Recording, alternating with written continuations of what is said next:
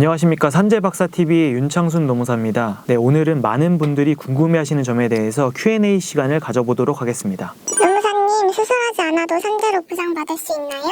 네, 우선 이렇게 제가 상담을 진행하다 보면 정말 많이들 궁금해하시는 것 같아요. 분명 수술이 필요한 상황임에도 불구하고 경제적인 사정이나 여러 가지 사정 때문에 수술을 못 하시는 경우들도 많은데요. 이러한 경우에도 산재 신청을 할 수 있는지, 더 나아가서 보상은 받을 수 있는지에 대해서 실제로 진행했던 사건을 통해서 살펴보도록 하겠습니다. 어떤 사건을 실제로 진행하셨나요? 네, 문의 주셨던 제자께서는 미장공으로 여러 현장에서 근무를 해오시던 분이셨습니다. 일을 오랫동안 하시다 보니까 지속적으로 무릎 통증이 있었고, 그래서 결국 병원에서 무릎 관절증을 진단을 받으셨어요. 그 와중에 당장 수술이 필요하다는 소견은 있었지만 경제적인 상황 때문에 수술을 할 수 없는 상황이셨습니다. 그래서 어떻게 진행하셨나요? 네, 그래서 일단 저는 관절증을 진단받은 주치의 선생님을 찾아뵙고 수술이 필요하다는 소견서를 받았습니다. 그래서 단순히 그냥 진단서나 소견서를 받은 건 아니고 산재 신청에 필요한 최초 요양급여 신청 소견서를 받았고요. 그다음에 이제 미장공으로 오랫동안 근무를 해왔다는 거에 대한 증력 자료와 어떤 자세로 근무를 했기 때문에 무릎에 부담이 되었는지에 대해서 자세하게 주장을 해서 결국 산재로 승인 받으실 수 있었습니다. 승인 이후에 받을 수 있는 보상이 있나요?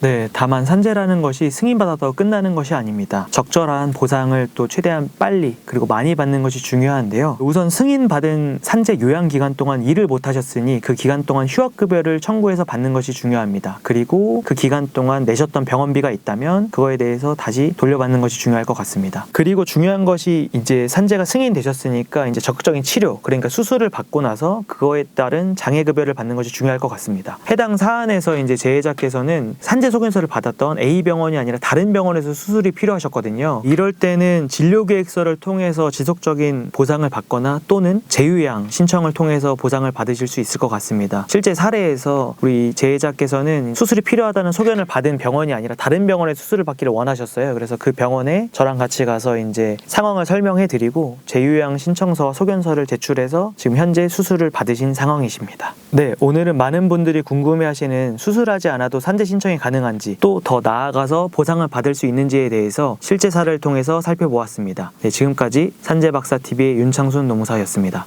감사합니다.